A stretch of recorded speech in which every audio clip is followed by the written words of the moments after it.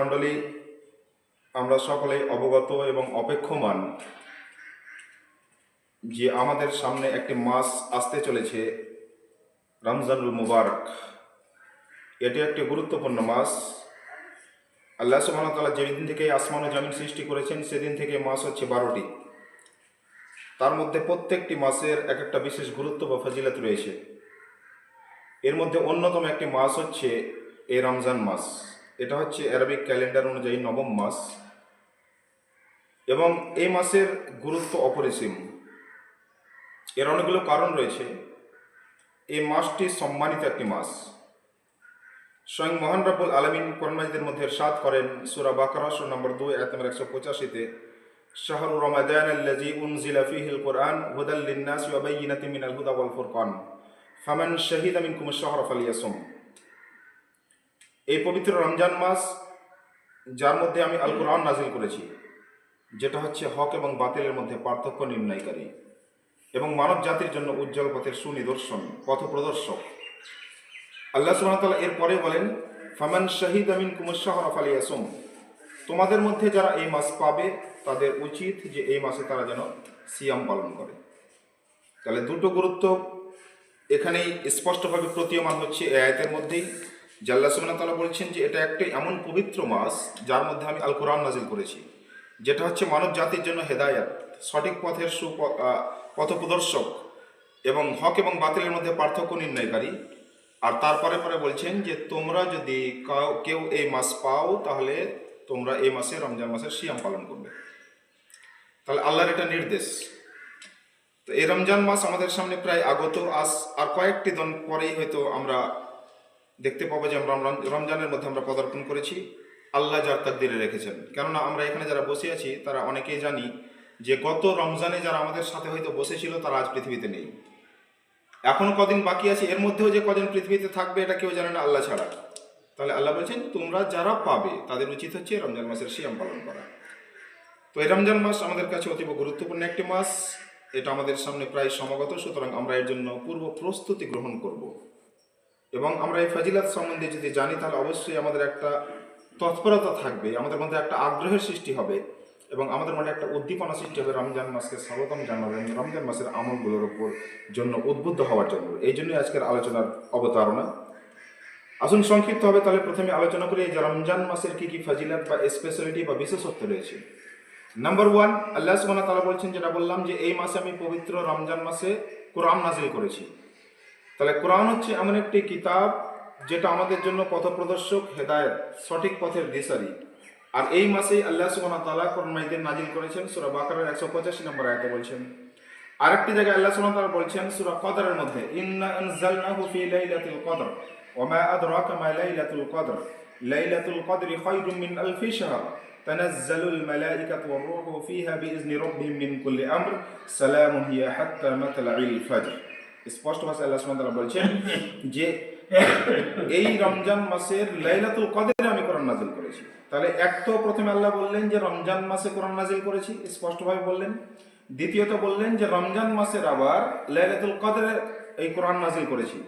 তাহলে এই যে রমজান মাসের লাইলাতুল কদরে কোরআন নাজিল হওয়া, তাফসীর কারকগণ এটাকে দুভাবে ব্যাখ্যা করেছেন। এক নম্বর হচ্ছে যে আল্লাহ সুবহানাহু ওয়া তাআলা সমগ্র কোরআনটাকে তিনি যেখান থেকে নাজিল করেছেন ওখান থেকে নিয়ে লাউহে মাহফুজ বলে একটা জায়গা আছে, ওখানে সমগ্র কোরআনটাকে একই দিনে নাজিল করেছেন, এক জায়গায় রেখেছেন লাউহে মাহফুজে। আর ওখান থেকে যখন যেরকম প্রয়োজন হয়েছে, যেভাবে তিনি প্রয়োজন মনে করেছেন, জিবরাইল আলাইহিস সালামের মারফত নবী মুহাম্মদ সাল্লাল্লাহু আলাইহি ওয়াসাল্লামের কাছে পৃথিবীতে তার বার্তাগুলো, তার আয়াতগুলো পাঠিয়ে দিয়েছেন। এটা একটা। আর দ্বিতীয়টা বলা হচ্ছে যে আল্লাহ সুবহানাহু ওয়া তাআলা প্রথম যে ওয়াহি নাজিল শুরু করেছিলেন এই রমজান মাসে এবং লাইলাতুল কদরের রাত্রিতে। তাহলে দুদিক দিয়েই সামঞ্জস্যপূর্ণ এই আয়াতগুলো। তাহলে আমাদের উচিত হচ্ছে রমজান মাস যখন আমাদের সামনে আসছে, এই মাসে কোরআন নাজিলের মাস, সুতরাং আমাদেরকে বেশি তৎপর হওয়া উচিত। আমরা সর্বসময়ের জন্য আমাদের জীবনের রুটিনে সবসময় কোরআন তেলাওয়াতকে রাখবো। প্রত্যেক দিনের জন্য আমরা কোরআন তেলাওয়াত করার চেষ্টা করবো ইনশাআল্লাহ। তবে স্পেশালভাবে রমজান মাসে আমরা আরো বেশি উদ্বুদ্ধ হব, আরো বেশি করে কোরআন তেলাওয়াত করার চেষ্টা করব। এই জন্যই যেটা হচ্ছে মানে কোরআন নাজিলের মাস, এক নাম্বার। 2 নাম্বার, এই মাসে অন্যান্য যে সমস্ত আমলগুলো আমরা অন্য মাসে করব, যে নেকিটি পাবো সেটার একটা নির্ধারিত সীমা আছে। সে গুণাগুণ অনুযায়ী তার নিয়ত অনুযায়ী আল্লাহ সুবহানাহু ওয়া তাআলা নেকি থেকে 10 থেকে 700 গুণ পর্যন্ত বৃদ্ধি করবেন। কিন্তু রমজান মাসের যে আমলগুলো বান্দা করে, তো আল্লাহ নবী সাল্লাল্লাহু আলাইহি ওয়াসাল্লাম হাদিসের মধ্যে বলছেন যে রব বলেন, আল্লাহ বলেন যে এই রমজান মাসে যে আমলগুলো আমার বান্দা করে এগুলো নেকি আমি নিজ হাতে দেবো। মানে কতটা দেবো তার কোনো হিসাব নেই। আলহামদুলিল্লাহ। তাহলে দুটো দিক থেকে আমাদের কোরআন বেশি বেশি পাঠ করা উচিত। এক হচ্ছে এই মাসে কোরআন নাজিল হয়েছে, নাম্বার 2 এই মাসে যে সমস্ত আমলগুলো করবো, নেক আমলগুলো, সেগুলোর নেকি অন্যান্য মাস থেকে অনেক গুণে বেশি। নাম্বার 3 আমরা চেষ্টা করব, যারা কোরআন পড়তে জানি তারা তো এইভাবে চেষ্টা করব কোরআন বেশি বেশি করে পাঠ করার। কেননা কোরআন একটা অক্ষর যদি আমরা পাঠ করি তাহলে নবী সাল্লাল্লাহু আলাইহি ওয়াসাল্লাম হাদিসের মধ্যে বলেছেন যে 10টি নেকি পাবো। আন আব্দুল্লাহ ইবনে মাসউদ রাদিয়াল্লাহু আনহু قال قال رسول الله صلى الله عليه وسلم من قرأ حرفا من كتاب الله فله حسنة والحسنة بأثر أمثالها لا أقول ألف لام ميم حرف ألف حرف ولام حرف وميم حرف। আব্দুল্লাহ ইবনে মাসউদ রাদিয়াল্লাহু তাআলা আনহু বর্ণনা করছেন যে নবী সাল্লাল্লাহু আলাইহি ওয়াসাল্লাম বলেছেন, এই কিতাবের অর্থাৎ কোরআনের যারা একটি অক্ষর তেলাওয়াত করবে তার জন্য একটি নেকি রয়েছে, আর আল্লাহ সুবহানাহু ওয়া তাআলা একটি নেকিকে 10টি নেকিতে রূপান্তরিত করে দেবেন বা বর্ধিত করে দেবেন, বাড়িয়ে দেবেন। আলহামদুলিল্লাহ। এবং আমি বলি না যে আলিফ লাম মিম হারফুন, আলিফ লাম মিম একটি হারফ, এটা আমি বলছি না, একটি অক্ষর এটা বলছি না, বরং আলিফ হারফ, লাম হারফ ও মিম হারফ, প্রত্যেকটা আলাদা আলাদা অক্ষর। সুতরাং আলিফ লাম মিম এই শব্দটুকু যদি আমরা উচ্চারণ করি বা পাঠ করি তাহলে 30টি নাকি এমনিতেই আমরা পাবো। আলহামদুলিল্লাহ। রমজান মাসে এই ফজিলতটা কতটা বেশি হবে সেটা আল্লাহ করে জানেন। সুতরাং আমরা সচেষ্ট হব, যারা কোরআন তেলাওয়াত করতে জানি আমরা প্রস্তুতি নেব যে অন্য মাসে সবসময়ের জন্য কোরআন তেলাওয়াত করব, তবে রমজান মাসে আমরা বেশি বেশি করে কোরআন তেলাওয়াত করব। আর যারা আমরা জানি না তারা সচেষ্ট হব, প্রতিজ্ঞা করব যে এই মাসে ইনশাআল্লাহ আমি কোরআন শিখব। একটু সময় ব্যয় করার চেষ্টা করব প্রত্যেকেই। কঠিন কিছু নয়, অসম্ভব কিছু নয়, পৃথিবীতে সবই সম্ভব। এবং অন্যান্য জিনিস আমরা শিখতে সময় নিই না। দুনিয়াবি তাগিদে, দুনিয়াবি প্রয়োজনে আমরা সমস্ত কিছু শিখতে পারি, এমনকি এজেড অবস্থাতেও শিখতে পারি। বয়স্ক অবস্থাতে অনেক কিছু শিখি আমরা প্রয়োজনের তাগিদে, দুনিয়াবি আমাদের প্রয়োজনের খাতিরে। তো আমরা দিনের খাতিরে, আমার নিজের ইমানের খাতিরে, আমার আমলের সংশোধনের খাতিরে, আমার আল্লাহর সন্তুষ্টি ও রবের সন্তুষ্টি অর্জনের জন্য এবং আমার নেকিতে ইজাফা করার জন্য, ইমানকে বৃদ্ধি করার জন্য আমরা কোরআন তেলাওয়াত কেন শিখতে পারবো না? চেষ্টা করলে পারবো। তাহলে আমরা চেষ্টা করবো যে রমজান মাস যে আমাদের সামনে আসছে, যারা কোরআন তেলাওয়াত করতে জানি না, অন্তত পক্ষে আমরা যে হাফেজ সাহেব থাকবেন তার কাছে কোনো একটা সময় নিজের সুবিধা মতো, উনি তো 5 ওয়াক্তই থাকবেন, উনি তো 24 ঘন্টায় মসজিদে থাকবেন, কোনো একটা সময় তো আপনি ফ্রি থাকবেন। এমন তো না যে 24 ঘন্টা আপনি ব্যস্ত থাকেন। যে সময়টা আপনি ফ্রি থাকেন আপনার মতো একটু ইমাম সাহেবকে নিয়ে, হাফেজ সাহেবকে নিয়ে 5 মিনিট 10 মিনিট বসুন, চেষ্টা করুন, ইনশাআল্লাহ দেখবেন আল্লাহ আগ্রহটা আরো বাড়িয়ে দেবে। রমজান মাসে যতটা ভালো হলো ইনশাআল্লাহ আপনি পরবর্তীতে শেখার একটা রাস্তা তৈরি করে নিতে পারবেন রমজান মাসে। সুতরাং আজ থেকে প্রতিজ্ঞা করুন যে ইনশাআল্লাহ আমরা রমজান মাসে যতটুকু সময় পাবো আমরা কোরআন শিক্ষার কাজে ব্যয় করবো। লাইফ সংশোধন হয়ে যাবে, জীবন সংশোধন হয়ে যাবে। আপনি অন্যান্য যত আমল করছেন যদি কোরআনের শিক্ষার সঠিকভাবে থাকে, তার উপর আপনি জানার পর আমল করেন, তাহলে তার কোয়ালিটিটা, তার গুণমানটা অবশ্যই উন্নত মানের হবে ইনশাআল্লাহ। সুতরাং আমরা অন্ততপক্ষে একটা ওয়াদা করি আজকে, যে সামনে রমজান যেটা আগত আসছে, আল্লাহ যদি আমাকে হায়াতে রাখেন, ইনশাআল্লাহ আমরা কোরআন শিখার চেষ্টা করব এবং বেশি বেশি তেলাওয়াত করার চেষ্টা করব। নাম্বার 3 যেটা লাভ আছে কোরআন তেলাওয়াত করলে, আল্লাহ সুবহানাহু ওয়া তাআলা কোরআনের মধ্যে বলছেন, ইন্নামাল মুমিনুনা আল্লাযীনা ইযা যুকিরাল্লাহু ওয়াজিলাত কুলুবুহুম ওয়া ইযা তুলিয়াত আলাইহিম আয়াতুহু যাদাতহুম ঈমানা ওয়া আলা রাব্বিহিম ইয়াতাওয়াক্কালুন।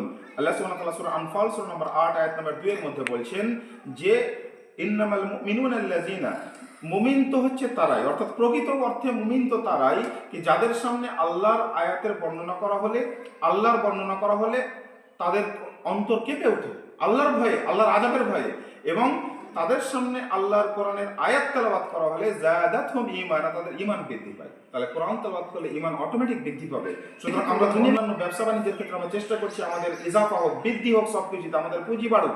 অনুরূপভাবে আমরা যদি চাই যে আমাদের নেকির সংখ্যা বাড়ুক, আমাদের ঈমান আরো বাড়ুক, ঈমান আরো মজবুত হোক, শক্ত হোক, তাহলে অবশ্যই আমাদেরকে কোরআন তেলাওয়াত করতে হবে। ইনশাআল্লাহ ঈমান বাড়বে। 3 নম্বর লাভ। 4 নম্বর লাভ কি আছে? কোরআন এমন একটা কিতাব যেটা পড়লে অন্তর প্রশান্তি লাভ করে। আজ পৃথিবীর বুকে আমরা প্রত্যেকটা মানুষ কোথাও না কোথাও একটা অশান্তির দাবানলে দগ্ধ হচ্ছি, হোক পারিবারিক ক্ষেত্রে, হোক গ্রাম্য কোনো পরিস্থিতির জন্য, হোক দেশের কোনো জুলুম অত্যাচারের জন্য, রাষ্ট্রীয় ক্ষমতার অত্যাচার জুলুমের জন্য, যেমন ভাবো পারিপার্শ্বিক পরিস্থিতির জুলুম অত্যাচারের জন্য কোনো মানুষ বলতে পারবে না বুকে হাত দিয়ে যে আমি একদম শান্তিতে আছি। প্রত্যেকেই অশান্তির দাবানলে দগ্ধ হচ্ছি আমরা।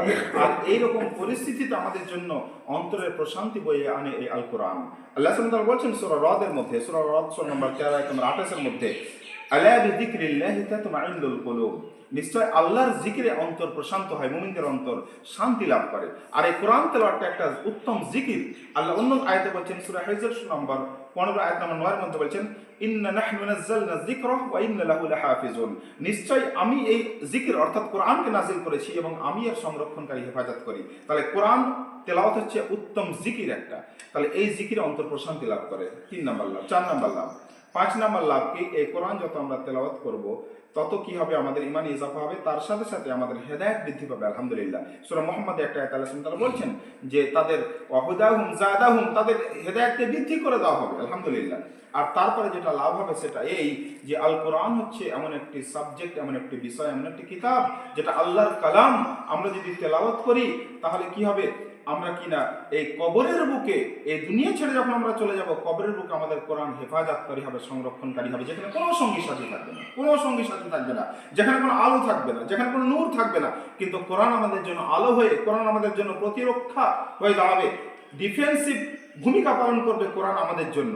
কি না, আল্লাহ নবী সাল্লাল্লাহু আলাইহি ওয়াসাল্লাম একটা হাদিসের মধ্যে বর্ণনা করেন যে মানুষ যখন কবরে চলে যাবে, কবরস্থ করে দেওয়া হবে, তখন এত দূর পর্যন্ত মানুষ ব্যাক করেনি, ফিরে আসেনি যে তার জুতোর আওয়াজটা পর্যন্ত সেই কবরের মানুষ শুনতে পাবে।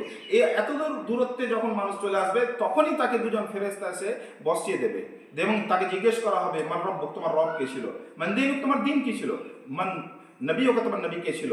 এই 3টি প্রশ্নের উত্তর যারা মুমিন থাকবে তারাই দিতে পারবে, এবং যখন এই 3টি প্রশ্নের উত্তর তারা দিয়ে দেবে, তখন যারা উত্তর দিতে পারবে তাদেরকে চতুর্থ প্রশ্ন করা হবে, তুমি এগুলো কোথা থেকে জানলে? তখন সে বলবে, আমি কোরআন তেলাওয়াত করেছিলাম, কোরআন থেকে জানতে পেরেছি। আলহামদুলিল্লাহ। তার মানে কোরআন যাদের তেলাওয়াত করা থাকবে তারা এই 3টি প্রশ্নের উত্তর দিতে পারবে এবং চতুর্থ প্রশ্নের উত্তর তারাই দেবে। আলহামদুলিল্লাহ। তাহলে আমাদের দুনিয়াবী জীবনে কোরআন তেলাওয়াত করলে লাভ, আমাদের কবরের জীবনে কোরআন তেলাওয়াত আমাদের জন্য প্রতিরক্ষা হিসাবে দাঁড়াবে, এবং আরেকটা সবচেয়ে বড় লাভ যেটা, যে কাল কিয়ামতের মাঠে দাঁড়িয়ে আমাদের জন্য কোনো সুপারিশকারী থাকবে না, যাকে আল্লাহ পারমিশন দেবেন, এবং সেটা নবী মুহাম্মদ সাল্লাল্লাহু আলাইহি ওয়াসাল্লাম, এবং যার জন্য পারমিশন দেবেন সকলের জন্য কিন্তু গ্রহণযোগ্য হবে না সেই পারমিশন। আমরা যারা সুন্নাতের উপর আমল করে থাকি, কোরআন সুন্নাহকে মেনে চলি, তাদের জন্য নবী সাল্লাল্লাহু আলাইহি ওয়াসাল্লাম আমল মানে সুপারিশ করবেন। কিন্তু এমন একটা আমল আছে আপনার, যে আমল, দুটো আমল, এই দুটো আমল আপনার জন্য কাল কিয়ামতের মাঠে সুপারিশ করবেন, দুটো এই রমজান মাসে। আলহামদুলিল্লাহ, যেটা বলছিলাম রমজান মাসের ফজিলতের মধ্যে অন্যতম ফজিলত, যে আল্লাহ নবী সাল্লাল্লাহু আলাইহি ওয়াসাল্লাম হাদিসের মধ্যে বলছেন যে কাল কিয়ামতের মাঠে দাঁড়িয়ে যখন কোনো সুপারিশকারী থাকবে না, সেখানে ধূপ ধূপ খরা, এবং আল্লাহ আমার রবের সামনে নিজেকে দাঁড়িয়ে আমাদেরকে হিসাব দিতে হবে, তখন দুটি জিনিস আমাদের জন্য সুপারিশ করবে। একটি হচ্ছে কি, এই কোরআন তেলাওয়াত যদি কোনো ব্যক্তি রেগুলার করে থাকে, তাহলে এই কোরআন তার জন্য সুপারিশ করবে, হে আল্লাহ, এই ব্যক্তি আমাকে তেলাওয়াত করেছে, সুতরাং একে আপনি ছেড়ে দিন, একে নিরাপদ রেখে দিন, এর গুনাহগুলো মাফ করে দিন, সুপারিশ করবে।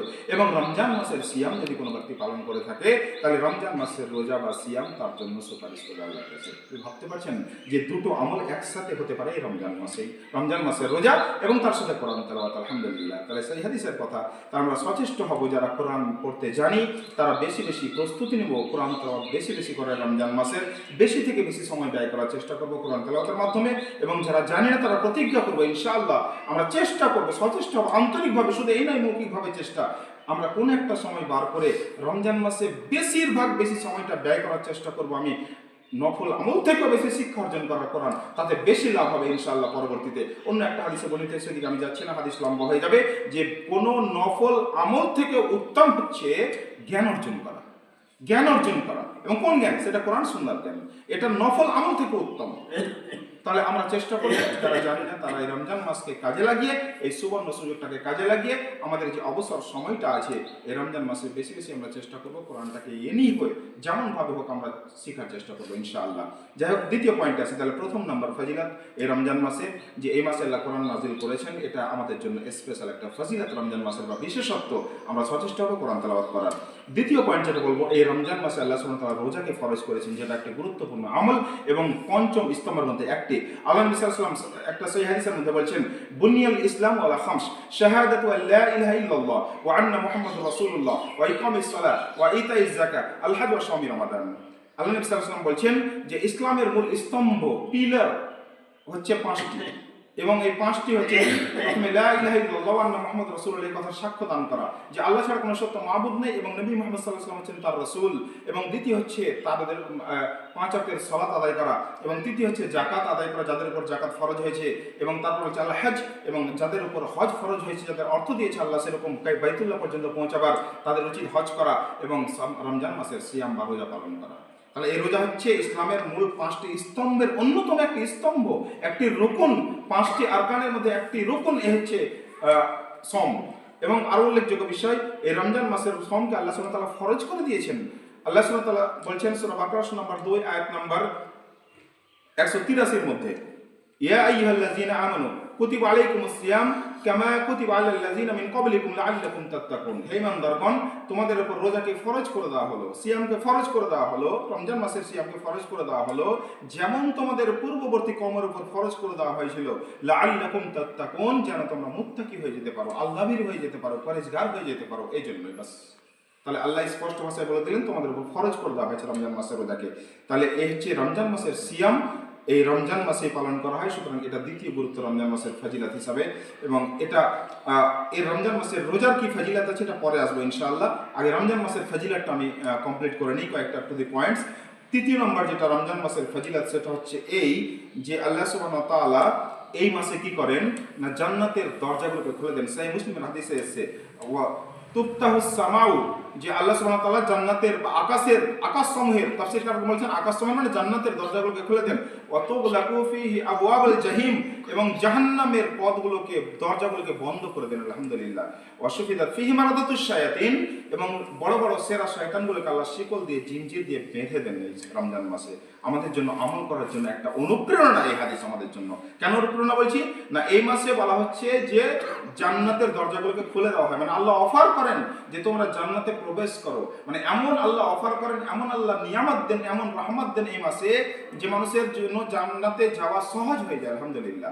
আমল যদি আমরা সঠিকভাবে করতে পারি, জান্নাতের রাস্তা আল্লাহ খোলা রেখেছেন। আর জাহান্নামের দরজাগুলো বন্ধ করে দেওয়া হয়, মানে আল্লাহ চান না যে কোনো বান্দা জাহান্নামে যাক, ওই জন্য তার কাছ থেকে খারাপ আমলগুলো যেন মানুষের দ্বারা না হয়। এই জন্য আল্লাহ সুবহানাহু ওয়া তাআলা কি করেন, সবচেয়ে বড় যেটা, যে দুনিয়ার বুকে আমাদেরকে যখন পাঠিয়েছেন আদম আলাইহিস সালামকে, তখনই তার সাথে একটা শত্রু পাঠিয়েছেন, সেটা হচ্ছে ইবলিস। আর এই ইবলিসই আমাদেরকে আল্লাহর ইবাদত বন্দেগীকে দূরে সরিয়ে রাখে, সমস্ত আমল থেকে বিভ্রান্ত করার চেষ্টা করে, সমস্ত নেক আমল থেকে দূরে রাখার চেষ্টা করে, সবসময় আল্লাহর পথ থেকে পথভ্রষ্ট করে সে খারাপ পথে নিয়ে যাওয়ার চেষ্টা করে। আর এই মাসেই বলছেন, আল্লাহ বলছেন যে ওই শয়তানকে আমি বেঁধে দিই জিনজির দিয়ে, শিকল দিয়ে। তাহলে যেখানে প্রতিযোগী নেই, তাহলে আমি ফাঁকা মাঠে বল দিতে পারবো। ইচ্ছে বড় সুবর্ণ সুযোগ কিছু আছে? এই জন্য আল্লাহ বলছেন জাহান্নামের দরজাগুলোকে আমি বন্ধ করে দিই, শয়তানগুলোকে বেঁধে দিই। তাহলে আমাদের জন্য আমল করা আসান হয়ে যায়। একটা উদাহরণস্বরূপ একটা প্রমাণ দিই আমি, যে আল্লাহ মানে এই যে রমজান মাসে আল্লাহ শয়তানগুলোকে বেঁধে দেন, তার সবচেয়ে বড় প্রমাণ দেখবেন আমাদের মধ্যে রয়েছে। এখন পর্যন্ত আজ কয়েকদিন পরে রমজান, আমাদের সমাজে অনেকগুলো লোক বসবাস করি, তাদেরকে বলে বলে এখন সলাতের দিকে আনা গেল না। তারা সলাতে আসে না, এখন পর্যন্ত মসজিদে আসে না। দেখবেন ঠিক যেদিন রমজানের চাঁদ উঠবে, যেদিনই রমজানের চাঁদ উঠবে, মাগরিব পর্যন্ত তাদেরকে পাবেন না। মানে মাগরিবের পরে না চাঁদটা উঠে, তাহলে মাগরিব পর্যন্ত তো রমজান মাস পড়েনি, মাগরিবের আগে পর্যন্ত শাবান মাস চলছে। ঠিক আছে, মাগরিব হয়ে গেল, তারপরে চাঁদ উঠলো, তার মানে রমজানে প্রবেশ করলাম আমরা। ঠিক দেখবেন এসার সালাত থেকে ওদেরকে পাওয়া যাবে মসজিদে। তার মানে কি, যে শত্রু, যে এনিমি, যে শক্তি, এই ইবলিস শয়তানি শক্তি তাদেরকে সালাত থেকে, নামাজ থেকে বিরত রেখেছে, আটকে রেখেছে, বিভ্রান্ত করে রেখেছে, ওই শয়তানকে আল্লাহ ওই রমজান মাস পড়া মাত্র বেঁধে দেন, বলে ওরা নামাজের দিকে চলে আসে। কেন? আর বিভ্রান্ত করতে পারে না। তখন শয়তানকে বেঁধে দেওয়া হয়েছে, যে ওকে নামাজ পড়তে আসতে বাধা দিচ্ছিল তাকে বেঁধে দেওয়া হয়েছে। বলেই তো যে লোকটা সারা বছর নামাজ পড়তে আসেনি, জাস্ট রমজানের চাঁদ ওঠার পরে পরে কি করে আসতে পারলো? ওর ক্রেডিট কিছু নেই এতে। বুঝতে পারছেন কথা? ওর ক্রেডিট কিছু নেই এতে, বরং আল্লাহ শয়তানকে বেঁধে দিয়েছেন বলেই ও চলে এসছে। ঠিক আবার দেখুন, ওই লোকগুলোই কিছুটা আল্লাহ হেদায়েত, কিছু লোককে আল্লাহ হেদায়েত দেন, বা কিছু লোক সচেষ্ট হয় হেদায়েত গ্রহণের জন্য বলে রমজান মাসের পরেও নামাজ কন্টিনিউ করেন, নামাজ পড়েন আলহামদুলিল্লাহ। আর কিছু লোকে দেখবেন ওই যেদিন থেকে রমজানের চাঁদ উঠেছিল, নামাজ ধরেছিল, যেদিন আবার সওয়ালের চাঁদ উঠে গেল, মানে ঈদের চাঁদ উঠে গেল, সেদিন থেকে আর তাদের পাবেন না। ওই দিন রোজা ইফতার পর্যন্ত তাদেরকে পাবেন, মাগরিব পর্যন্ত তাদেরকে পাবেন, কারণ তখন পর্যন্ত সওয়ালের চাঁদ উঠেনি। বুঝতে পারছেন? আর যেমন সওয়ালের চাঁদ উঠে গেল, মানে পরের দিন ঈদ হবে, এর সাথে কারবার নেই, তার শয়তানকে আবার খুলে দেওয়া হয়েছে, আবার বিভ্রান্ত করতে লেগেছে শয়তান, আবার পথভ্রষ্ট করে দিয়েছে তাদেরকে। বুঝতে পারছেন? এই জন্য সবচেয়ে বড় প্রমাণ এটা একটা আমার মানে উদাহরণস্বরূপ প্রমাণ আমি বলছি, প্রমাণ তো আল্লাহ বেহতার জানেন কোনটা প্রমাণ, কিন্তু উদাহরণস্বরূপ আমি এটা আমার নিজের নলেজে দেখেছি যেটাই একটা বাস্তবতা প্রমাণ যে আল্লাহ সুবহানাহু ওয়া তাআলা শয়তানকে এই রমজান মাসে বেঁধে রাখেন। তো এইগুলো হচ্ছে আমাদের জন্য রমজান মাসের ফজিলত, যে আমাদের জন্য খুব আসান হয়ে যায় যে এই রমজান মাসের আমলগুলো করার। আর তারপরে কি রমজান মাসের আরো ফজিলত কি আছে,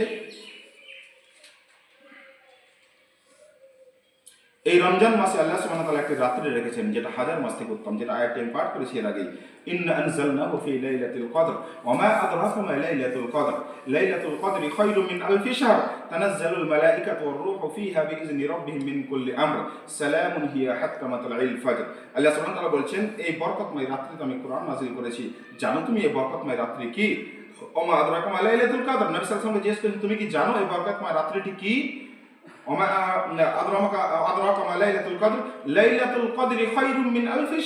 এটা এমন একটি রাত্রি যেটা হাজার মাস থেকে উত্তম, আলহামদুলিল্লাহ। এবং কি হয় এখানে ফজর পর্যন্ত, সালামুন হিয়া হাত্তা মাতলাইল ফজর, এবং এখানে রূহ নাযিল করা অর্থাৎ জিবরিল আলাইহিস সালাম আসেন, অসংখ্য ফেরেশতা জমিনের বুকে নেমে আসেন এবং ফজর পর্যন্ত এখানে সালামতি বর্ষিত হয়, শান্তি বর্ষিত হয়। তাহলে এখানে কয়েকটি কথা আলোচনা উল্লেখযোগ্য, যেটা হচ্ছে তাহলে এই রমজান মাসের মধ্যে একটি রাত্রি আছে যেটা হাজার মাস থেকে উত্তম। তাহলে হাজার মাস মানে আপনি কতদিন করতে পারছেন? হাজার মাস, এক মাস দু মাস নয়, হাজার মাস থেকে উত্তম। তাহলে এক বছরে 12 মাস, আর হাজার মাস থেকে উত্তম মানে মোটামুটি করে হিসাব করে দেখা গেছে 83 বছরের থেকে উত্তম একটি রাত্রি।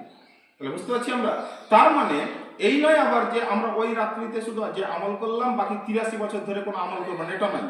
বরং নেকির সংখ্যাটা এমনভাবে বৃদ্ধি পাবে যে আপনি 83 বছর ধরে যে আমলগুলো করবেন ওই একটি রাত্রিতে যদি আমল করেন তার নেকির পরিমাণটা এত হবে, আল্লাহ যদি কবুল করে নেন তাহলে যে ওর থেকে বেশি হবে, আলহামদুলিল্লাহ, ওর থেকে উত্তম বলা হয়েছে। তাহলে আমাদের সচেষ্ট হওয়া উচিত রাত্রি জাগরণ করার। আমরা এই বিষয়ে গাফিলতের শিকার অনেকেই। কিরকম গাফিলতের শিকার? আমাদের কাজ বলুন যে রাত্রি জেগে কোথাও পার্টির মিটিং করতে হবে, আমরা করতে পারি। রাত্রি জেগে কোথায় গান বাজনা করতে হবে, করতে পারি। রাত্রি জেগে ক্রিকেট খেলা দেখতে হবে, করতে পারি। রাত্রি জেগে ফুটবল ম্যাচ দেখতে হবে, আমরা দেখতে পারি। কিন্তু লাইলাতুল কদরের যখন সময় আসে রমজান মাসে, তখন আমরা রাত্রি জাগতে পারি না, আমার শরীর অসুস্থ হয়ে যায়, আমার সকালে ব্যস্ততা আছে, আমার সকালে কাজ আছে, নাউযুবিল্লাহি মিন যালিক। এদের মতো হতভাগা কেউ নেই। এবং একটা হাদিসের মধ্যে বলা হয়েছে যে ব্যক্তি এই রমজান মাসের লাইলাতুল কদর রাত্রি থেকে মাহরুম থেকে গেল, বঞ্চিত থেকে গেল, সে অবশ্যই হচ্ছে হতভাগা একজন ব্যক্তি। আমরা সচেষ্ট হতে পারি না। আমরা জালসার জন্য একটা রাত জাগতে পারি, জালসার জন্য রাত জাগতে যদি পারি আমরা দিনের খাতিরে, কিন্তু ওখানে কোনো গ্যারেন্টি নেই যে সারা রাত্রি জালসা শুনে আপনি 83 বছরের বেশি নাকি পাবেন। কিন্তু লাইলাতুল কদর রাত্রি জাগরণ যদি করেন ইবাদত বন্দেগীর মাধ্যমে, তাহলে হাজার মাস থেকে উত্তম সওয়াব পাবেন। তাহলে কোনটা বেশি আমাদের গুরুত্বপূর্ণ? অবশ্যই আমাদের জাগরণ করা উচিত, এই মাথায় খেয়াল রাখা উচিত। আমরা সবাই আজ অলস হয়ে গেছি এবং আমরা খুব সভ্যতা ভাবছি এটাকে যে আমরা বাড়িতে ঘুমিয়ে থাকবো চুপচাপ, এটাই ঠিক আছে। আমরা চেষ্টা করবো, হ্যাঁ, কেউ যদি বাড়িতে জাগরণ করতে পারেন ভালো, আলহামদুলিল্লাহ, নিরিবিলি। যদি না পারেন অন্ততপক্ষে মসজিদে এসুন না, মসজিদে এসে আপনি করুন, নিরিবিলিভাবে সুন্দরভাবে পড়াশোনা করুন। আপনি পড়তে জানেন না, আপনি করেন, শুনুন। এবং এটা অন্য জায়গায় বর্ণিত হয়েছে যারা কোরআন তেলাওয়াত করে যতটা নেকি পাবে, যে ব্যক্তি কোরআন জানে না যদি শুনে অতটা নেকি পাবে, আলহামদুলিল্লাহ। আপনি জিকির আজকার করতে পারবেন, আপনি সালাত আদায় করতে পারবেন, সুন্দর করে আপনি 2 রাকাত সালাত আদায় করুন একদম ঠান্ডা মাথাতে আল্লাহর জন্য খালিস নিয়াতে। ওই রাত্রিবেলায় আপনি কান্নাকাটি করুন আল্লাহর কাছে, পারবেন না? আপনি দোয়া করতে পারবেন না আল্লাহর কাছে, আপনার জীবনের ভুলগুলো আপনি ক্ষমা চাইতে পারবেন না আল্লাহর কাছে। একটি রাত্রি ক ঘন্টা? 5 ঘন্টা, 6 ঘন্টা, 9টা 10টা পরে শুরু করলে 3টা পর্যন্ত আরামসে পারি। এবং আমাদের জন্য একটা সুবর্ণ সুযোগ এটা যে আল্লাহ সুবহানাহু ওয়া তাআলা এই রাত্রি এত বরকত দিয়েছেন, এত ফজিলত দিয়েছেন। সুতরাং আমাদের সচেষ্ট হওয়া উচিত যে আমরা এই রাত্রিটাকে, এই সুবর্ণ সুযোগটাকে আমরা গ্রহণ করব। আমাদের যে গুনাহগুলো হয়ে গেছে, ভুলগুলো হয়ে গেছে, আমরা চেষ্টা করবো সেটা আল্লাহর কাছে ক্ষমা করিয়ে নেওয়ার, তওবা করার, কান্নাকাটি করার, এবং আল্লাহর কাছে অবশ্যই ক্ষমা করিয়ে নেবো। কেন আল্লাহ সুবহানাহু ওয়া তাআলা ক্ষমা করবেন এই রাত্রিতে, আলহামদুলিল্লাহ। কারণ আল্লাহ সুবহানাহু ওয়া তাআলা এই দোয়া শিখিয়ে দিন, আল্লাহুম্মা ইন্নাকা আফুউন তুহিব্বুল আফওয়া ফা'ফু আন্নি। এই দোয়া বেশি বেশি করে আমরা পাঠ করব। আমরা যদি আরবিতে না জানি, আমরা নিজের ভাষাতে আল্লাহর কাছে চাইবো, আল্লাহকে বলবো, আল্লাহর কাছে ফরিয়াদ করবো। আমাদের যা কিছু চাওয়ার আছে চাইবো, আমাদের যা অভিযোগ আছে, অভিমান আছে, সেগুলো আল্লাহর কাছে বলবো, এবং আমাদের যে ভুল ত্রুটি আছে আল্লাহর কাছে ক্ষমা চাইবো। আল্লাহ করবেন। এটুকু করতে পারেন আমরা। একটা রাত্রি কতক্ষণ? আপনি সুন্দরভাবে যদি আপনি কয়েক রাকাত নামাজ আদায় করেন, ওতেই ঘন্টার পর ঘন্টা কেটে যাবে। তো যাই হোক, আমরা সচেষ্ট হবো। তাহলে এগুলো হচ্ছে লাইলাতুল কদরের ফজিলত, রমজান মাসের ফাজিলাত, আরেকটি ফাজিলাত গুরুত্বপূর্ণ হচ্ছে রমজান মাসের যে এই মাসে আল্লাহ সুবহানাহু ওয়া তাআলা এতেকাফের ব্যবস্থা রেখেছেন। এতেকাফ মানে ওই যে শেষ দশকে লাস্ট 10 দিন বা 9 দিন জয় হোক, মানে 20 রোজার পরে থেকে নিয়ে একেবারে একাগ্র চিত্রে আল্লাহর ইবাদত বান্দেগীতে মগ্ন হয়ে যাওয়ার জন্য মসজিদের এক কোণাতে তাঁবু টাঙিয়ে একাকী অবস্থান করা এবং আল্লাহর জিকির আজকারে ব্যস্ত থাকা, নিমগ্ন থাকার নাম হচ্ছে এতেকাফ। এতেকাফ তো এতেকাফ একটি গুরুত্বপূর্ণ আমল। দুর্ভাগ্যবশত এই আমলটি আমাদের কাছ থেকে আজ দূরে সরে যাচ্ছে। আমরা বিগত কয়েক বছর আগে দেখতাম যে প্রত্যেকটা মসজিদে ভিড় লেগে থাকতো, ওই কোণা এই কোণা সেই কোণা, চারিদিকে আল্লাহ রহমতে অনেক যারা বয়স্ক লোক ছিলেন, বৃদ্ধ লোক ছিলেন, আল্লাহ তাদের নেক আমলগুলো কবুল করুন। আল্লাহ তাদেরকে ওই দুনিয়া থেকে অনেকে চলে গেছেন, আল্লাহ জান্নাতবাসী করুন। আমরা দোয়া করি আল্লাহ তাদের কবরের আযাবকে হালকা করে দিন। এই লোকগুলোকে দেখেছি তারা প্রতি বছর এতেকাফ করতেন, আলহামদুলিল্লাহ। আমাদের কাছ থেকে আজ এই আমলগুলো বিলুপ্ত হচ্ছে দিন দিন। আমরা নিজেকে নিরাপদ মনে করে নিয়েছি নাকি বেশি নেককার মনে করি নাকি জানি না। আমরা সচেষ্ট হব যারা একটু অবসর টাইপের লোক, যাদের হয়তো অতটা ব্যস্ততা নেই দুনিয়াবি, বা ওই টাইমটা ব্যস্ত না থাকলেও চলবে, এরকম কোনো এমার্জেন্সি কাজ নেই যে ওকে ব্যস্ত থাকতেই হবে, তাহলে আমি তাদের কাছে আহ্বান করব এরকম ধরনের একটু সুস্থ সবল যারা একটু অবসর টাইপের লোক আছেন, যারা একটু অবসরকালীন জীবনযাপন করেন, তারা যেন চেষ্টা করেন এতেকাফ করার। আপনি ওখানে বসে বসে জিকির আজগার করুন, আল্লাহর জিকির আজগার নিমগ্ন থাকুন। এটার অনেক অসংখ্য নেকি আছে এবং এটা একটা গুরুত্বপূর্ণ আমল, ফাজিলাতপূর্ণ আমল। তাহলে রমজান মাসের ফাজিলাত এতগুলো আছে, আমি সংক্ষিপ্ত আলোচনা করলাম টু দি পয়েন্টস। এগুলো প্রত্যেকটা পয়েন্টসে আবার আলোচনার দাবি রাখে, যাই হোক ইনশাআল্লাহ কোনোদিন আবার আলোচনা করব। তাহলে রমজান মাস আমাদের সামনে আগত, আমরা চেষ্টা করব এই রমজান মাসের সঠিকভাবে অনুধাবন করার এবং এর গুরুত্ব অনুধাবন করার এবং একে সঠিকভাবে কাজে লাগানোর এবং রমজান মাসের রোজা পালন করার। যদি রমজান মাসের রোজা আমরা পালন না করি তাহলে আমাদের ক্ষতি কি? তাহলে এবার আসি লাস্ট দ্বিতীয় পয়েন্টসে আসি। তাহলে এই রমজান মাসের কোরআন তেলাওয়াতের কথা বললাম। দ্বিতীয় যে পয়েন্টসটি বলা হয়েছিল সেটা হচ্ছিল যে রমজান মাসে আল্লাহ সিয়ামকে ফরজ করেছেন, রোজাকে ফরজ করেছেন। এই রোজার কি লাভ, কয়েকটি প্রসঙ্গ সংক্ষিপ্তভাবে আলোচনা করি। এই রমজান মাসে রোজা রাখলে আল্লাহ সুবহানাহু ওয়া তাআলা পূর্বের গুনাহগুলো মাফ করে দেন, আলহামদুলিল্লাহ। নবী করিম সাল্লাল্লাহু আলাইহি ওয়াসাল্লাম হাদিসের মধ্যে বলেছেন, আন আবি হুরায়রা রাদিয়াল্লাহু আনহু قال رسول الله صلى الله عليه وسلم من صام رمضان ঈমানান ওয়া ইহতিসাবান গুফিরা লাহু মা তাকদ্দামা মিন যামবি। আবু হুরায়রা রাদিয়াল্লাহু তাআলা আনহু বলেছেন, নবী সাল্লাল্লাহু আলাইহি ওয়াসাল্লাম বলেছেন, যারা রমজান মাসে রোজা রাখে আল্লাহ তাদের পূর্বের গুনাহগুলোকে এবং কিসের নিয়তের সাথে এবং ইখলাসের সাথে, তাহলে আল্লাহ সুবহানাহু ওয়া তাআলা তাদের পূর্বের গুনাহগুলোকে মাফ করে দেন, আলহামদুলিল্লাহ। এর চেয়ে বড় অফার আমাদের জন্য কি হতে পারে? রমজান মাসে রোজার কারণে আল্লাহ সুবহানাহু ওয়া তাআলা আমাদের গুনাহগুলোকে মাফ করে দেবেন। আরেকটা হাদিসের মধ্যে বলেছেন, নবী সাঈদ রাদিয়াল্লাহু আনহু قال, আবু সাঈদ খুদরি রাদিয়াল্লাহু আনহু বলছেন যে সামিতু রাসূলুল্লাহ সাল্লাল্লাহু আলাইহি ওয়াসাল্লাম, আমি রাসূলুল্লাহ সাল্লাল্লাহু আলাইহি ওয়াসাল্লামকে বলতে শুনেছি। কি বলেছি? মান সামা ইয়াওমান ফি সাবিলিল্লাহ, যে ব্যক্তি আল্লাহর রাস্তায় একটি রোজা রাখে, তাহলে আল্লাহ সুবহানাহু ওয়া তাআলা কি করেন?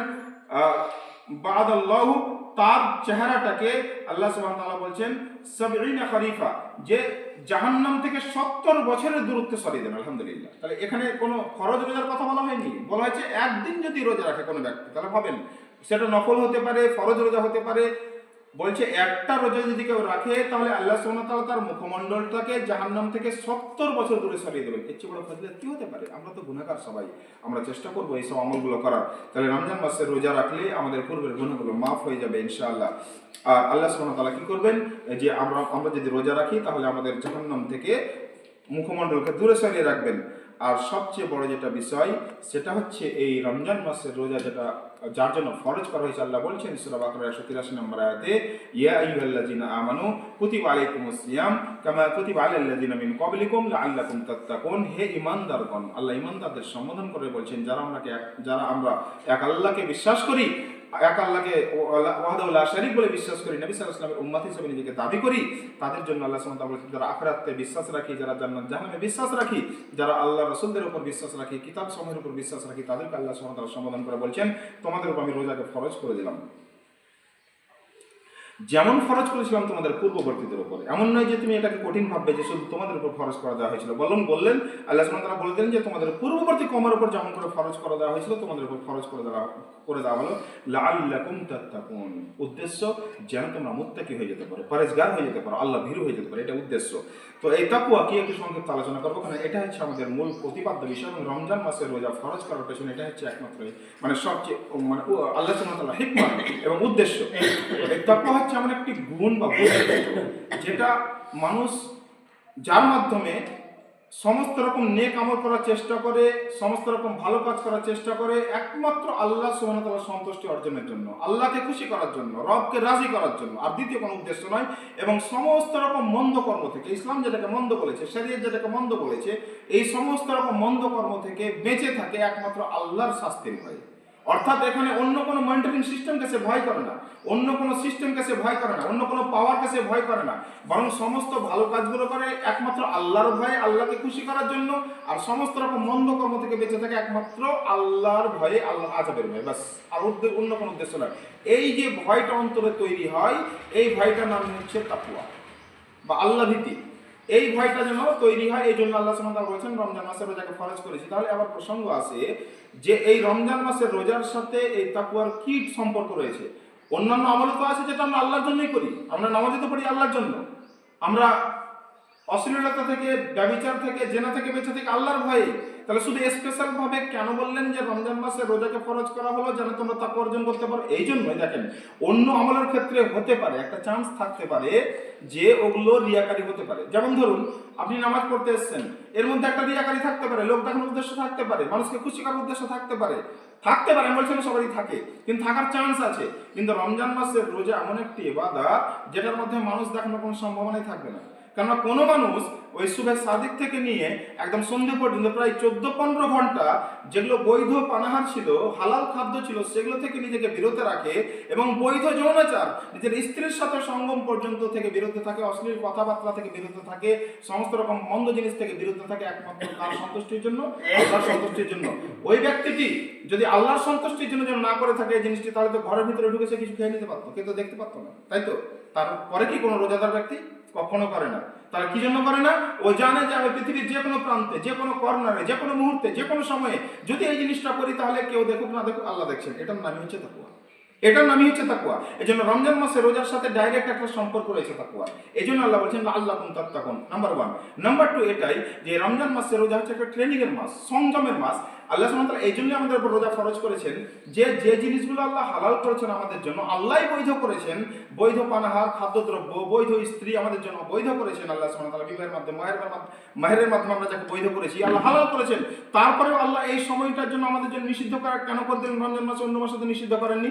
এই জন্যই যে মানুষ যেন সংযমী হতে পারে, নিজেকে সংযম করতে পারে, কন্ট্রোল করতে পারে। এটা প্র্যাকটিস হয়ে যায়, একটা অনুশীলন হয়ে যায়, ট্রেনিং এটা। এবং আল্লাহ দেখে নিতেছিলাম যে আমার অর্ডারগুলো কে কতটা ফলো করছে। তাহলে যে জিনিসটি আল্লাহ সুবহানাহু ওয়া তাআলা আমাদের বৈধ জিনিসকে সকাল থেকে সন্ধ্যা পর্যন্ত বন্ধ রাখলেন এই 1 মাস, এটা এই জন্যই যেন ট্রেনিং প্রাপ্ত আমরা হয় এবং অনুশীলন করার মাধ্যমে আমরা যেমন ভাবে সকাল থেকে নিয়ে সন্ধ্যা পর্যন্ত বৈধ জিনিস থেকে নিজেকে বিরত রাখতে পেরেছি আল্লাহর সন্তুষ্টির জন্য, আল্লাহর ভয়ে, অনুরূপভাবে আমরা মাগরিব থেকে ফজর পর্যন্ত আল্লাহর ভয়েই, ওই আল্লাহর ভয়েই আমরা মন্দ জিনিস থেকে বেঁচে থাকতে পারবো, আমরা হারাম থেকে বেঁচে থাকতে পারবো। আর আমরা যখন এই রমজান মাসটা এইভাবে কাটাতে পারবো তখন ইনশাআল্লাহ বাকি 11 মাসটাও কাটাতে পারবো, পারবো না? যে মাসটা আমি যদি 1 মাস যদি আল্লাহর ভয়ে ভালো কাজ করে থাকি, মন্দ থেকে বেঁচে থাকতে পারি, তাহলে বাকি 11 মাসও এই জিনিসটা, এই গুণটার মাধ্যমে আমরা কি করতে পারি? সমস্ত রকম অপকর্ম থেকে বাঁচতে পারি। এই ট্রেনিংটা যেন হয়ে যায়, এই জন্য আল্লাহ সুবহানাহু ওয়া তাআলা রমজান মাসের রোজাকে ফরজ করেছেন। আর এই তাকওয়া, এই জিনিসটার নামই হচ্ছে তাকওয়া। একটা উদাহরণ দিই, ধরুন কোন একজন চাকরিজীবী, তাকে ট্রেনিং এর জন্য নিয়ে যাওয়া হলো। কতদিনের ট্রেনিং? ধরেন একটা মিলিটারি চাকরি দেবে, তো ট্রেনিং ক মাসের হয়? 6 মাসের বা 1 বছরে ধরে নিলাম, 6 মাসের ট্রেনিং হয়। তো ও চাকরি করবে কতদিন? চাকরি হয়তো 10 বছর, 15 বছর, 20 বছর করবে, কিন্তু ট্রেনিং কদিন? 6 মাস। তাহলে এই 6 মাসের ট্রেনিং, তো ওই যে মিলিটারি বা ডিফেন্সিভ চাকরিতে যারা গেল বা যে কোনো ডিপার্টমেন্ট ট্রেনিং এ গেল, তো ওইটাকে শুধু 6 মাসের জন্য আমলযোগ্য? ট্রেনিং এর পিরিয়ডে যেগুলো শেখানো হয়েছে 6 মাসের জন্যই? বরং না, বরং ওই 6 মাসের মধ্যে যা ওকে শেখানো হয়েছে যেন সারা জীবন ধরে চাকরি জীবনটাও ওইভাবে পরিচালিত করতে পারে, ওই ট্রেনিংটাকে কাজে লাগিয়ে বাকি পরিষেবাটা যে সে দিতে পারে। অনুরূপভাবে এই 1 মাসের ট্রেনিং আল্লাহ ব্যবস্থা এই জন্য করেছেন যেন বাকি 11 মাসটা আমরা এইভাবে সংযম অবলম্বন করে নিতে পারি, আল্লাহর ভয়ে আমরা সমস্ত মন্দ কর্ম থেকে বেঁচে যেতে পারি। এই জন্যই তাকওয়ার সাথে রোজার একটা ডাইরেক্ট সম্পর্ক রয়েছে। তাকওয়ার আরও বিভিন্ন উপায় আছে যেগুলোর মাধ্যমে আমরা তাকওয়া অবলম্বন করতে পারি বা তাকওয়া গুণ অর্জিত হয়, সেদিকে যাচ্ছে না, বিস্তারিত আলোচনা হয়ে যাবে। তো যাই হোক, তাহলে তাকওয়া অর্জিত হয় এই রমজান মাসের রোজার মাধ্যমে। এই জন্য আল্লাহ সুবহানাহু ওয়া তাআলা রমজান মাসের রোজাকে ফরজ করেছেন। তাহলে 3 নম্বর লাভ গেল। আরেকটা কি লাভ আছে? এবার আমাদের দুনিয়াবী জীবনে বললাম, আল্লাহ নবী সাল্লাল্লাহু আলাইহি ওয়াসাল্লাম একটা হাদিসের মধ্যে বলছেন, মাই ইয়াদা কাওলা যুরি ওয়াল আমালা বিহি ফালাইসা লাহু হাজাতান।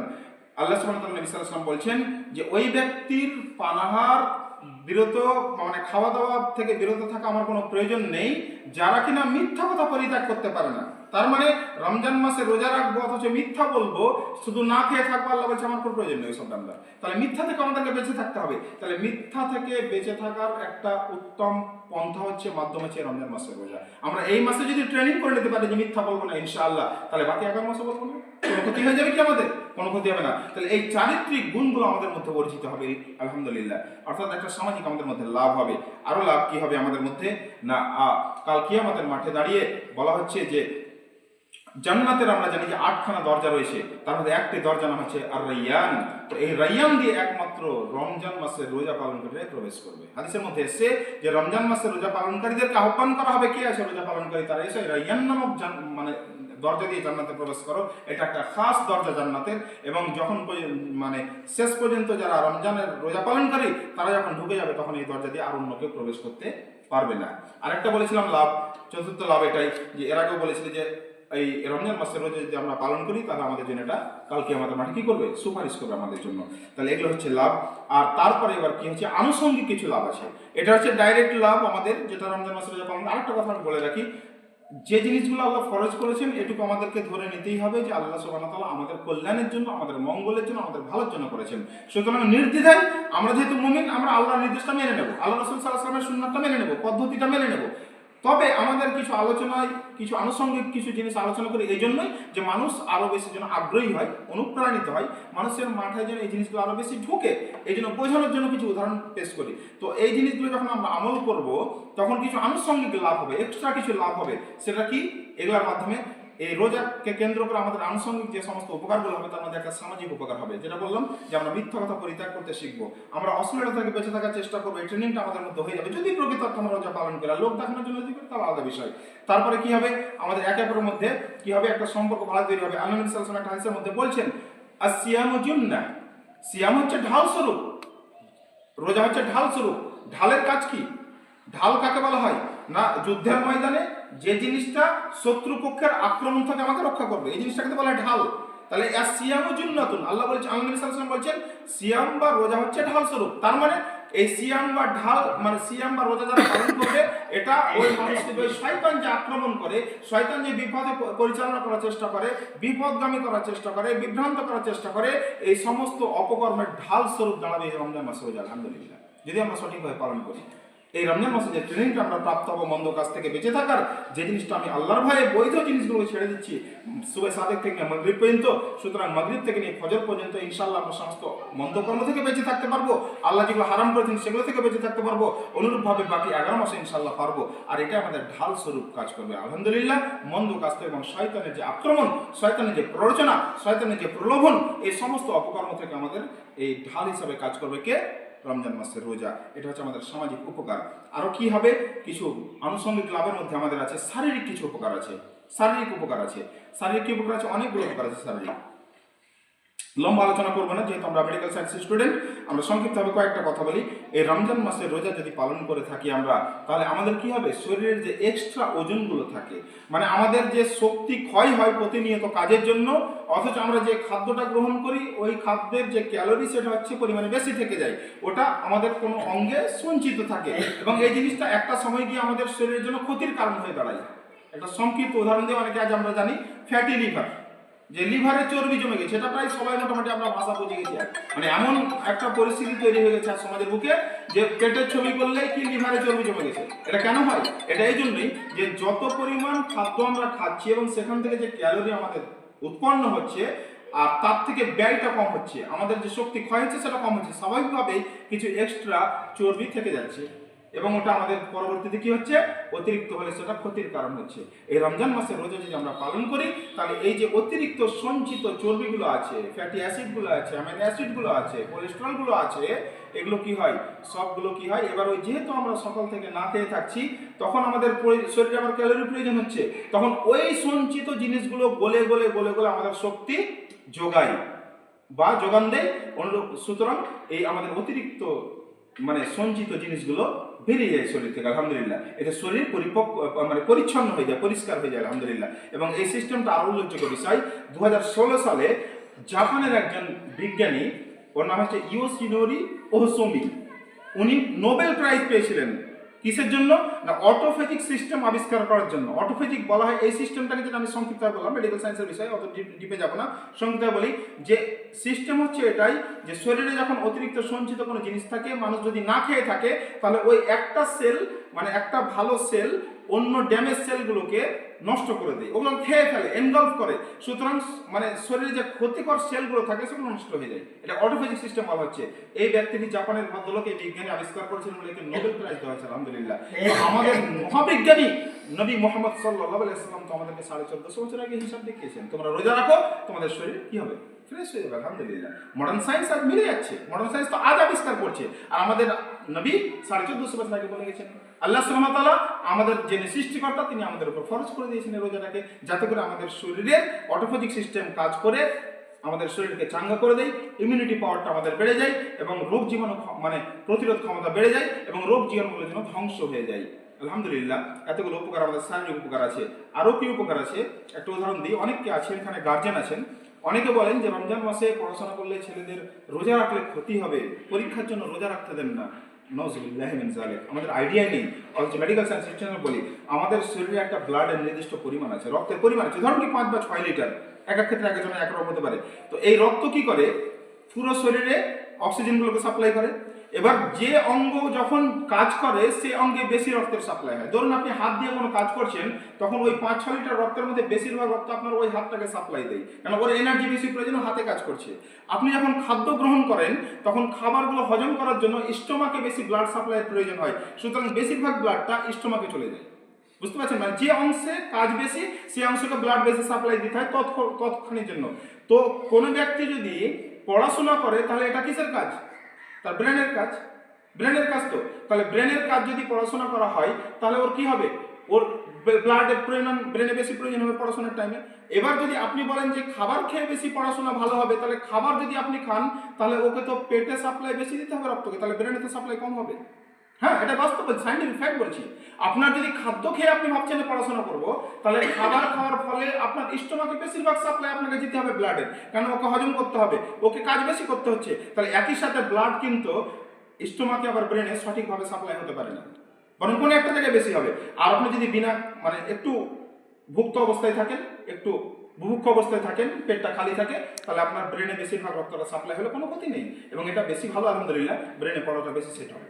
তাহলে এই ধারণা মাথা থেকে দূর করে দিন যে গার্জেনরা আছেন যে সন্তানরা রোজা রাখলে বোধহয় পড়াশোনা ক্ষতি হয়ে যাবে, নজবিল্লাহ। এমনও মিশন আছে আমাদের, বলতে আক্ষেপ লাগে, আফসোস লাগে, মুসলিম মিশন, অথচ ছাত্রদেরকে রোজা করতে দেওয়া হয় না, পড়ার নাকি ক্ষতি হয়ে যাবে, নজবিল্লাহ। আল্লাহ তাদেরকে হেদায়েত দান করুন, আল্লাহ তাদেরকে হেদায়েত দান করুন, বুঝার শক্তি দান করুন। তারা নিজেকে সায়েন্টিফিক ভাবে, তারা ভাবে আমরা খুব বিজ্ঞানসম্মত, কিন্তু ওই যখন একজন বিজ্ঞানী বলেছিলেন যে বিজ্ঞানকে যারা অল্প জানবে তারা নাস্তিক হয়ে যাবে, বিজ্ঞানকে যদি সঠিকভাবে জানে তারা আল্লাহকে বিশ্বাস করতে সে বাধ্য।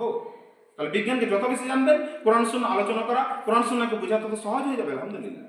সুতরাং আমাদের অসুবিধা নেই, আমরা চেষ্টা করবো রোজা বেশি পালন করে, আমার শারীরিক লাভ আছে, আরও বিভিন্ন লাভ আছে আনুষঙ্গিক, আমি সেদিকে যাচ্ছি না। তাহলে মস্তিষ্ককে বেশি সতেজ করে এই রমজান মাসের রোজা, মস্তিষ্ককে ডিক্রিজ করে না বা ক্ষতি করে না, বরং আরও বেশি সতেজ হয়, ব্রেনটা আরও সুন্দর ফ্রেশ হয়ে যায়, আলহামদুলিল্লাহ। তারপরে কি হচ্ছে, যেটা বললাম যে ইমিউনিটি পাওয়ার বাড়ায়। তারপরে এমন কিছু মানসিক রোগ আছে যেগুলো মানসিক রোগ থেকেও এই রমজান মাসের রোজা আমাদেরকে হেফাজত করে, আলহামদুলিল্লাহ। তো যাই হোক, এদিকে আর যাচ্ছি না। এবার লাস্ট পয়েন্ট যেটা আসি, সংক্ষিপ্ত হবে, তাকওয়ার সাথে রোজার সম্পর্ক বলা হয়েছে। এবার আল্লাহ সুবহানাহু ওয়া তাআলা আমাদের উপরে রোজাকে ফরজ করেছেন, এটা আমাদেরকে মেনে নিতে হবে।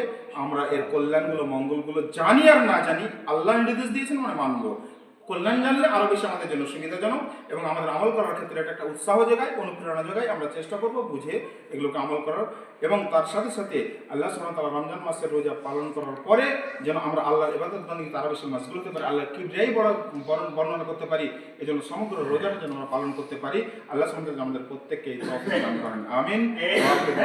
আলহামদুলিল্লাহি রাব্বিল আলামিন। আসসালামু আলাইকুম ওয়া রাহমাতুল্লাহি ওয়া বারাকাতুহু।